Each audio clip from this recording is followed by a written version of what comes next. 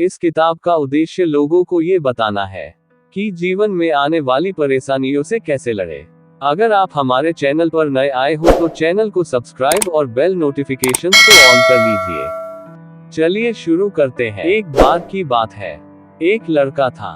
उसका नाम सबल था, जो नगर में रहता था। वह अपने जीवन से बहुत निराश था। उनकी निराशा का कारण ये था कि वह अब तक अपने जीवन में कुछ नहीं कर रहा था।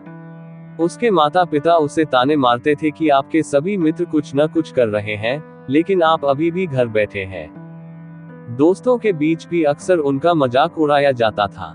वह कहीं जाता तो लोग उससे पूछते कि आप क्या कर रहे हैं। उसे ये बताने में भी शर्म आ रही थी। वह कुछ नहीं कर रहा था। धीरे धीरे उसने रिश्तेदारों से मिलना जुलना कम कर दिया और लोगों से मिलना भी बंद कर दिया। वह ज्यादातर समय घर पर ही रहता है। वह अकेला रोता है और भगवान को कोसता है और अपनी किस्मत को दोष देता है। अब उसे अपना जीवन बोझ लगने लगा था।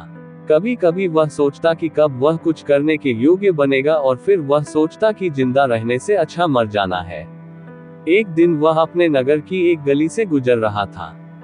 तभी उसने देखा कि एक उपदेशक दुख और परेशानियों पर उपदेश दे रहा है। वह भी उसी भीड़ में सबसे पीछे बैठ गया और गुरु के प्रवचन सुनने लगा। उपदेशक कह रहा था, दुख एक शिक्षक की तरह है, जो हमें जीवन की सच्चाई दिखाता है और हमें जीने का सही तरीका सिखाता है। आप चाहें तो जिंदगी जीना भी सीख सकते हैं। गुरुजी उपदेश दे रहे थे कि तुम चाहो तो कुछ भी हासिल कर सकते हो, और अगर चाहो तो एक कोने में बैठकर रो सकते हो। इन सभी बातों को सबल ध्यान से सुन रहा था, लेकिन शिक्षक की यह बातें पसंद नहीं आई। उसने खड़े होकर कहा कि कुछ भी सिखाने से दुख दूर नहीं होता। इसमें केवल दर्द होता है। दुख की पीड़ा अनंत है। ऐसा लगता है कि इसके बाद कुछ होने वाला नहीं है। इससे कुछ भी फर्क नहीं पड़ता है। इसके सामने तो मौत भी छोटी लगती है। उपदेशक ने कहा, फिर तुम्हारा दुख क्या है? सबल ने उसके सामने अपनी सारी व्यथा सुनाई और पूछा, मेरे दुख का कोई उपाय है तुम्हारे पास? ये सुनकर शिक्षक मुस्कुराए और बोले, तुम उस दिन मेरे पास आओ जब आपके जीवन में वास्तविक दर्द हो। मैं आपकी समस्या का समाधान अवश्य करूंगा। ये कहकर गुरु वहां से चला गया। सबल ने सोचा, कहीं मेरा दुख नकली तो नहीं है? क्या मैं जिस दर्द से गुजर रहा हूँ वह नकली है? मेरा दुख कोई नहीं समझ सकता। जब माँ बाप नहीं समझते तो गुरु क्या समझेगा? उनके दुखों से व्यथित होकर सबल ने एक फैसला लिया कि अब वह कुछ करेगा। सबल ने एक छोटा व्यवसाय शुरू किया, पर उसे सफलता नहीं मिल रही थी। लेकिन उसके घर वाले पूछते हैं कि क्या वह कुछ कोशिश कर रहा है। वह अपने व्यवसाय में लगा रहा और धीरे धीरे उन्हें सफलता मिलने लगी।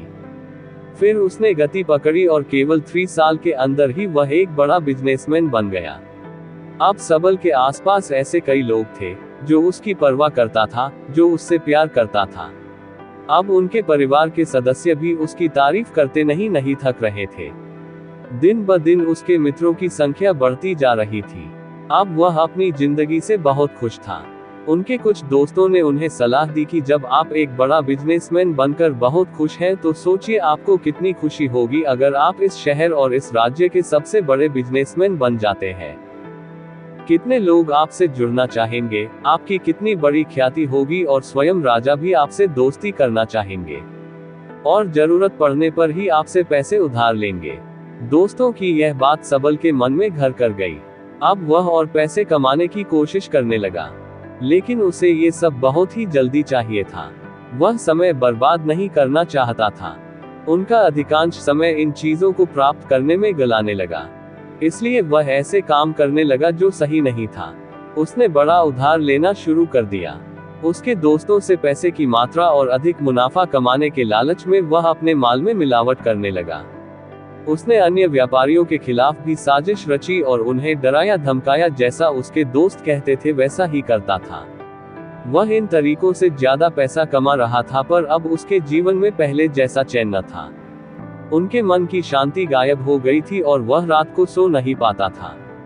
वह हंगामे में रहता था। वह सब कुछ पाकर भी उन्हें किसी चीज में सुख नहीं मिल रहा था। एक दिन सबल अपनी गाड़ी में कहीं जा रहा था। तभी रास्ते में उन्हें उपदेशक का आश्रम दिखाई दिया। वह रुका और गुरु के पास जाकर बोला, संत, आपने मुझे मेरे पास आने के लिए कहा था जब मेरे जीवन में सच्चा दुख आता है। अब मैं बहुत दुखी हूँ कि मेरी नींद हराम हो गई है। मुझे कहीं भी शांति नहीं मिल रही है। इस प्रकार सबल ने अपनी सारी समस्याएं गुरु को बता दी। गुरु ने कहा, जब तुम पहली बार मुझसे मिलने आए थे तब भी तुम किसी दुख में थे, आपने उस दर्द से क्या सीखा? सबल ने कहा कि सिर्फ सोचने और चिंता करने से कुछ नहीं होता। आपकी दृष्टि को सच करने के लिए ये कार्रवाई करता है, और सिर्फ काम करने से कुछ नहीं होता, परिणाम भी मिलना चाहिए। जब आपको लगता है कि आपका लक्ष्य हासिल नहीं होने वाला, तब राह में चाहे कितनी भी मुश्किलें आ जाएं, मन कितना भी निराश क्यों न हो, कितना भी लगता हो कि अब कुछ नहीं होने वाला है, तभी विश्वास करें, मैं जो भी कर रहा हूं उसमें अवश्य सफल होऊंगा। खुद पर ध्यान दो, लोगों पर नहीं। लोग केवल सफल लोगों का सम्मान करते हैं। कोई कितना भी अच्छा क्यों न हो, वह हमेशा लोगों की नजरों में बोझ बने रहते हैं। ये सब सुनकर उपदेशक मुस्कुराया और बोला, जब आपके पास है तो ये वास्तविक दुख नहीं है। अपने जीवन में वास्तविक दुख आए तब मेरे पास आओ, मैं उसे ठीक कर दूंगा। सबल ने जाते समय साधु को सोने के सिक्कों से भरा घड़ा भेंट किया। घड़े को देखकर गुरु ने कहा कि यह मेरे किसी काम का नहीं है। उस पेड़ के नीचे गड्ढा खोदकर गाड़ दो।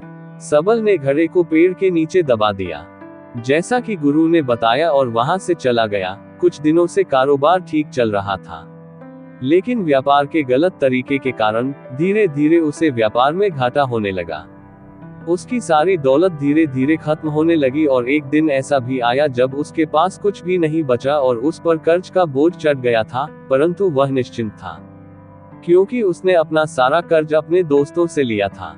उसने सोचा कि उसके दोस्त बुरे वक्त में उनके साथ खड़े रहेंगे, लेकिन ऐसा कुछ नहीं हुआ। जैसे ही बुरा वक्त आया, दोस्त पहले उससे कर्ज मांगने लगे। अगर उसने कर्ज नहीं लौटाया, उन्होंने उसे जान से मारने की धमकी भी दी। उनके सभी शुभचिंतक और प्रियजन उससे दूर हो गए। उसके दोस्त, जो उसके साथ मस्ती किया करते थे, अब उससे दूर भाग रहे थे। उसका परिवार उसकी गलतियां और कमियां गिनने लगा। उनकी सारी संपत्ति नीलाम कर दी गई और उसके पास कुछ भी न बचा। जब उसने अपने पिता से मदद मांगी, पिता ने कहा कि मेरे पास थोड़ी सी संपत्ति है, मैं तुम्हारी माँ को क्या कहूँगा अगर मैं तुम्हें दे दूं? ये संपत्ति हमारा अंतिम उपाय है। सबल के मन में गहरा दुख छा गया। उसके आसपास कोई नहीं था जो उनके दुख को समझ सके, जो उसे संभाल सके। जनता के इस विश्वासघात के कारण वह अंदर से टूट चुका था। वह सोचने लगा कि अब जीने का क्या मतलब है, अब मौत ही मेरा सहारा है। वह आत्महत्या करने के लिए पहाड़ी पर जा रहा था, तब से उसे याद आया कि उस शिक्षक ने उससे कहा था, मेरे पास आओ जब तुम्हारे जीवन में वास्तविक दुख हो। सबल गुरु के पास गया और अपनी सारी व्यथा सुनाई। आंखों में आंसू लिए उसने कहा, हे गुरुजी, मेरे दुख का निवारण कीजिए। गुरु ने कहा, जब जीवन में असली दुख होता है तब मेरे पास आ जाना, मैं इसे जरूर ठीक करूंगा। सबल ने कहा कि ये क्या हो रहा है, मेरी जिंदगी में अभी दुख नहीं है, तो आखिर असली दुख क्या है?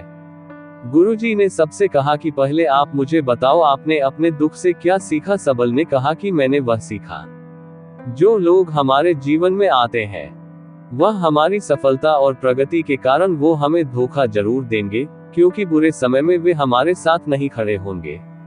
वे अच्छे समय में ही हमारा फायदा उठाएंगे और बुरे समय में हमें छोड़ देंगे। उन लोगों पर ही भरोसा करें जो हमारे बुरे समय में हमारे साथ खड़े रहते हैं, लेकिन ऐसे लोग बहुत कम होते हैं। लेकिन जिनके पास है उन्हें उनकी सराहना करनी चाहिए, उनका अपमान नहीं करना चाहिए।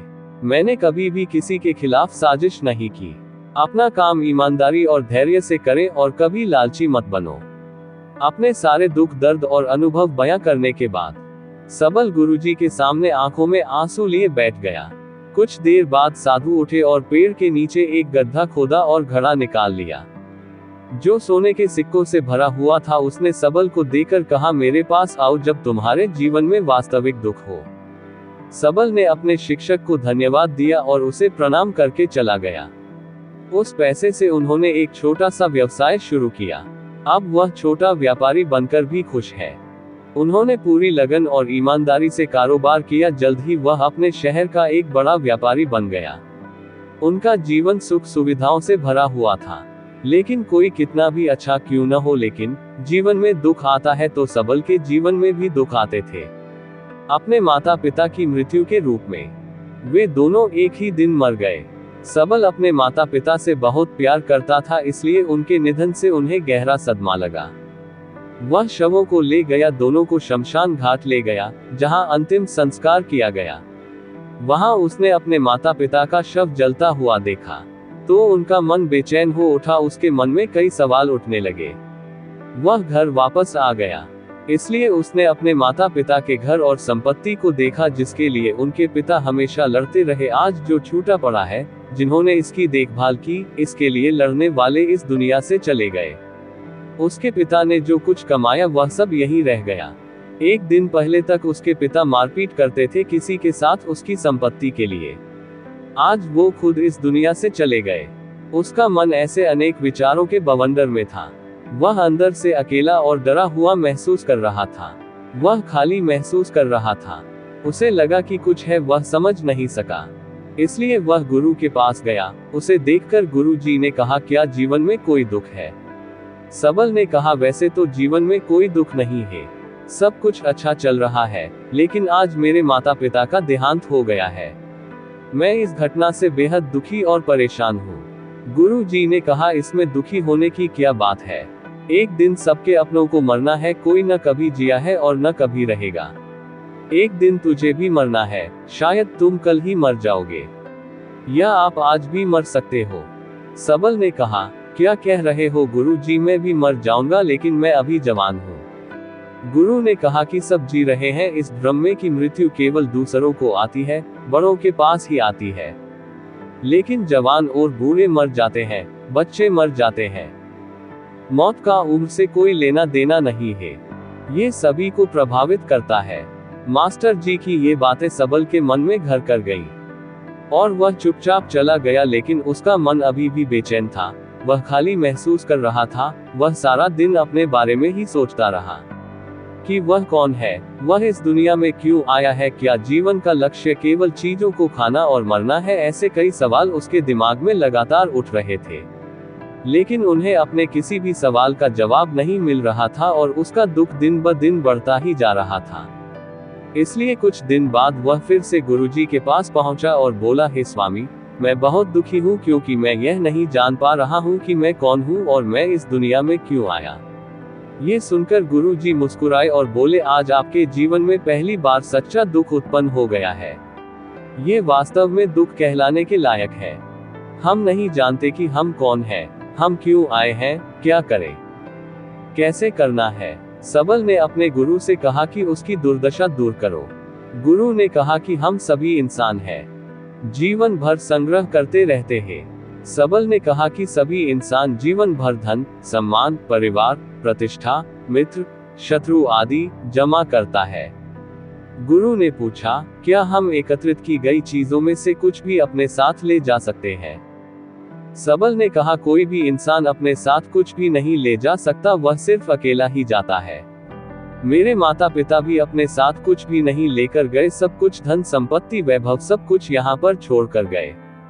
शिक्षक ने कहा, अब मेरी बात ध्यान से सुनो, इस संसार में हमें जो संग्रह करना चाहिए वह हम नहीं करते। चीजें हमारे सामने होती हैं, लेकिन हम उन्हें देखने की कोशिश नहीं करते। हमें इस दुनिया में जो कुछ भी इकट्ठा करना है वह हम खुद हैं। हमें खुद को जुटाना होगा, ताकि जब हम मरे तो हम एकजुट हो सके और खुद को पहचानने में सक्षम होने के लिए हम अंदर बंटे हुए हैं। हम प्यार, नफरत, गुस्सा, ईर्ष्या में बंटे हुए हैं। क्रूरता, धन, स्थिति, प्रतिष्ठा, सम्मान, पहचान, धर्म, जाति, सैकड़ों हजारों ऐसी चीजों और इच्छाओं में हम विभाजित हैं और टुकड़ों में जीवन जी रहे हैं। इस विभाजन के कारण हमारी चेतना कभी एक नहीं हो सकती। हमारी चेतना शक्ति बिखरी हुई है, इसलिए हमारे पास इतना समय नहीं है, इतनी ऊर्जा नहीं कि हम मुड़ सकते हैं और अपने भीतर देख सकते हैं। वास्तव में धन, सम्मान और सुविधाओं का अभाव, लोग इसे दुख समझते हैं और जीवन भर के लिए जो दुख कहकर रोते रहते हैं। आपका बहुमूल्य समय देने के लिए धन्यवाद। अगर आपको ये वीडियो अच्छा लगा हो तो हमारे इस YouTube चैनल रिच वाणी को सब्सक्राइब करिए, वीडियो को लाइक करिए और अपने परिवार मित्रों के साथ जरूर शेयर करिए। भविष्य में आप और किस टॉपिक पर वीडियो देखना सुनना चाहते हैं उसके लिए कमेंट करिए। मिलते हैं नेक्स्ट वीडियो में। Thank you.